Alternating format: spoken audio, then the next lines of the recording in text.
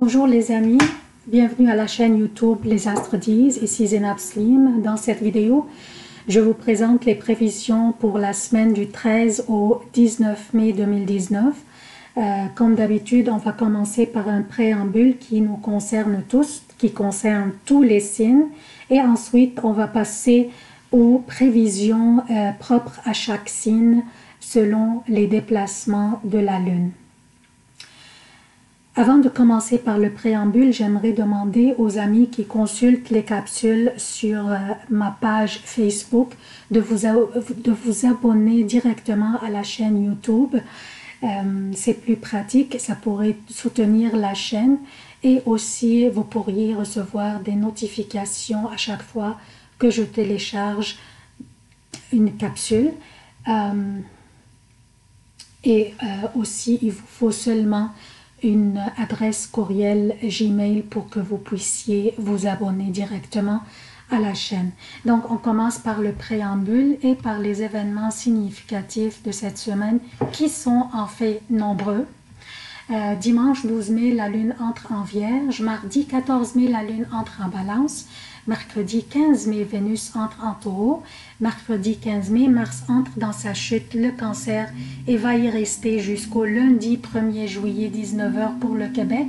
Mardi 2 juillet, 1h pour l'Europe. Jeudi 16 mai, la Lune entre en Scorpion.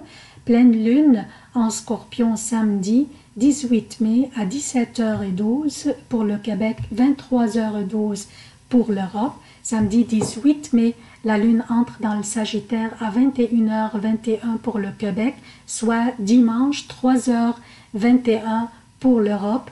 Et samedi 18 mai, on aura aussi une conjonction très étroite entre Vénus et Uranus. Donc, on commence par le préambule. Qu'est-ce que nous avons au menu cette semaine, chers amis? Nous avons le Soleil qui trigone Pluton, ce qui influence la manière dont nous nous présentons et nos interactions avec les personnes en autorité. Nous avons aussi l'équilibre entre les désirs et les sentiments influencés par l'aspect Vénus sextile Mars. Nous avons la passion subite qui prend naissance comme un coup de foudre influencé par Vénus chez elle conjointe à Uranus. Comme vous pouvez voir, la conjonction commence à être plus étroite au fur et à mesure qu'on avance dans la semaine pour que samedi, qu'elles deviennent sont vraiment collées. Et ensuite, Vénus va commencer à dépasser un peu Uranus, mais toujours conjointe avec lui. Donc, qu'est-ce que ça influence? Je viens de le dire, nous avons la passion, ça influence la passion subite qui pourrait prendre naissance comme un coup de foudre, comme soudainement. Nous aurons aussi Mars en Cancer, mercredi. Mars va entrer mercredi en après-midi en Cancer, c'est sa chute en fait. Mars est une planète de feu qui va baigner dans un environnement aquatique qui est le Cancer et qui est la chute à Mars. Donc Mars va être dans sa chute. Et samedi, nous aurons aussi une pleine lune en Scorpion. Notre semaine, comme vous voyez, est un peu intense là. On va commencer tout de suite à expliquer car en fait, dans le fond, le préambule risquerait d'être un peu long cette semaine. Donc, on va commencer par lundi. Lundi, le Soleil trigone Pluton. Un trigone est considéré comme étant des opportunités qui se présentent, mais que nous devons prendre une action quelconque pour les saisir. Cet aspect serait une énergie formidable pour avancer dans nos projets. Si nous avions des affaires à régler ou à discuter avec une personne en position d'autorité ou avec le gouvernement par exemple ou avec notre patron ou superviseur, toutes ces discussions auront une très belle énergie les entourant pour que le tout aille paisiblement et doucement. Cette énergie influence la manière dont nous nous présentons. C'est une énergie très confiante. Pluton étant une énergie qui tend à faire le ménage et à transformer ce qui ne fonctionne pas. Donc, c'est une semaine propice pour creuser dans ce qui ne fonctionne plus dans notre vie et qui ne nous sert plus pour l'éliminer ou à tout le moins le transformer ou l'améliorer. Et cela sera renforcé aussi par le trigone que fait le Soleil avec Saturne aussi. Cet aspect donne de la persévérance, de la ténacité, de la volonté, de la patience en sachant respecter les valeurs du temps, du réalisme, du sens pratique dans les objectifs. Donc ça va être aussi renforcé par le trigone avec que le Soleil fait avec Saturne aussi. Nous avons aussi Vénus qui sextile Mars. Certains astrologues comparent le sextile, c'est ça le sextile ici. Donc certains astrologues comparent le sextile à une relation sexuelle entre les planètes. Et que les planètes font l'amour avec ce sextile. Et quand les planètes font l'amour, c'est bon pour nous. Les planètes seront heureuses après une relation sexuelle. Cet aspect montre l'équilibre entre les désirs et les sentiments. Je parle de l'aspect de sextile entre Vénus et Mars. Donc, ça influence l'équilibre entre les désirs et les sentiments, ce qui nous permet de vivre l'affectif en fonction de ce que nous désirons. Très bon également cet aspect pour tout ce qui est esthétique et artistique, ce qui nous donnera aussi un certain charme et une facilité à plaire. Cela nous rend souvent extrêmement chaleureux et affectueux. Mais cela peut aussi transformer les affaires du cœur en une guerre totale. Cet aspect est aussi bon pour notre popularité et nous permettra d'être visibles. C'est ce zeste qui nous rend populaires et désirés. En ce qui concerne l'argent et les relations que Vénus gouverne aussi, cette énergie de Vénus sextile Mars, cette énergie nous aidera à être assertive et déterminée à prendre action, ce que signifie le sextile en fait, à prendre action en ce qui concerne nos affaires, notre argent ou même nos relations. Donc, prendre une action et même exceller. Surtout aussi que Vénus est en bélier présentement. Jusqu'au mercredi, quand elle va changer de signe et entrera chez elle en taureau, où elle sera en pleine puissance et aussi en pleine robustesse dès qu'elle entre chez elle. Cette énergie va en premier lieu bénéficier aux personnes dont l'ascendant ou le signe solaire est taureau et ceux aussi qui ont Vénus en taureau dans leur thème natal. Donc ça c'est des bonnes nouvelles pour les taureaux.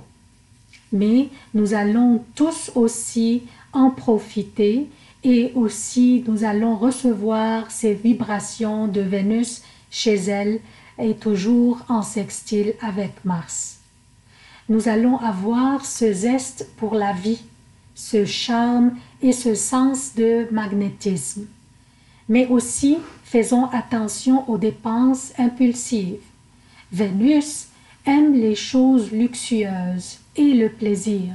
Et aussi, donc, il faut contrôler notre appétit qui augmenterait d'une manière importante durant la présence de Vénus en Taureau. Pardon.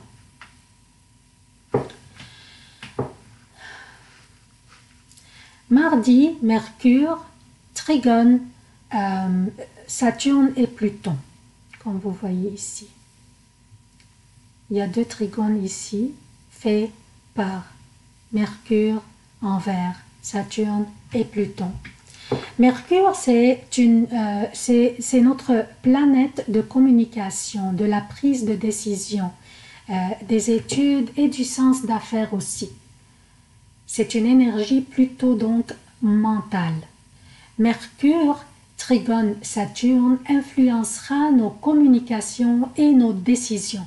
Elles seront plus basées et mieux fondées, tandis que le trigone de Mercure avec Pluton nous incitera à revenir en arrière dans nos communications et nos décisions peut-être déjà prises pour les réviser et valider celles qui ne nous a pas servi comme il faut et soit les éliminer ou à tout le mieux, à tout le moins, les corriger et les améliorer.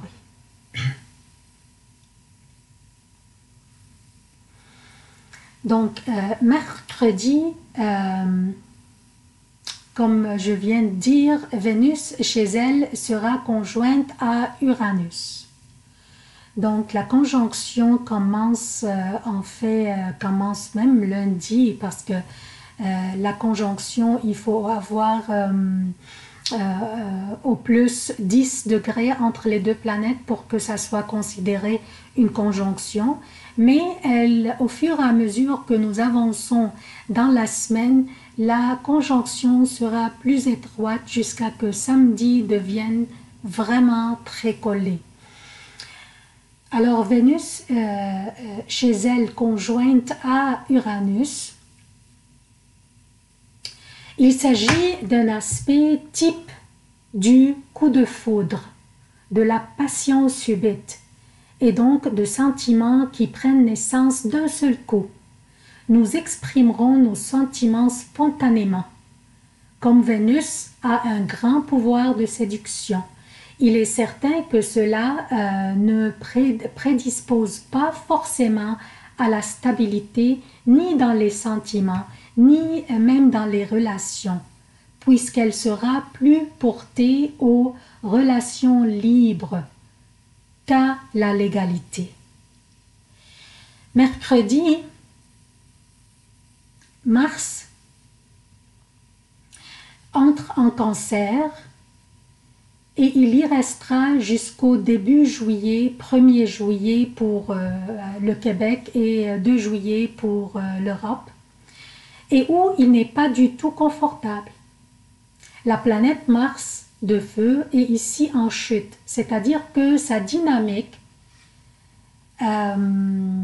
spontanée est entravée.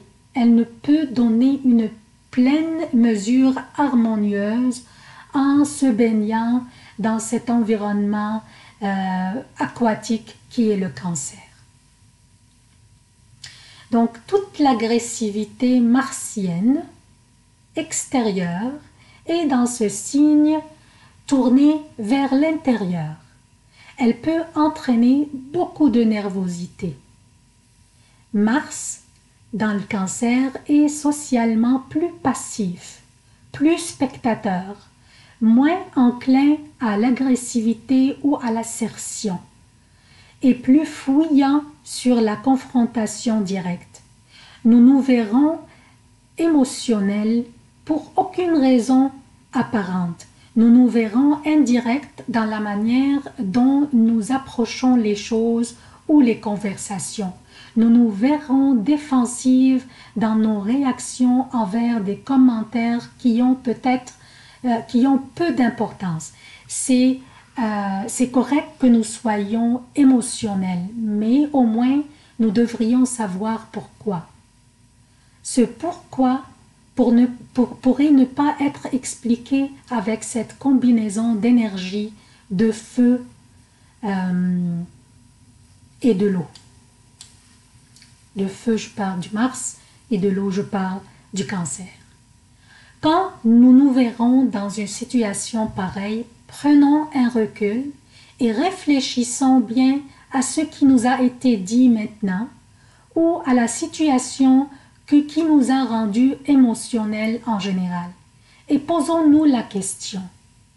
La situation que nous vivons maintenant, si elle avait eu lieu il y a un mois, par exemple, est-ce que nous réagirions de la même manière actuelle ou pas?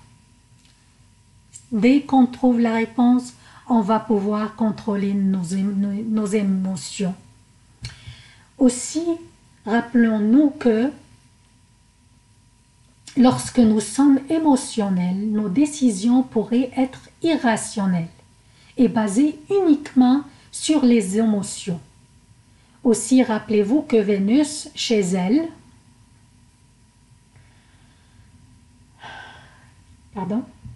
augmentera notre tendance à dépenser et à manger. Et en rajoutant un état émotionnel de la personne à cette combinaison, nous serions incités à porter une attention particulière à ces faits. Je parle des dépenses, je parle de contrôler notre appétit, parce que comme je vous ai dit, nous serons émotionnels et une combinaison d'émotions avec Vénus qui est chez elle, qui va augmenter peut-être notre tendance à dépenser ou à manger encore plus. Donc, il faut porter une attention particulière à ces faits.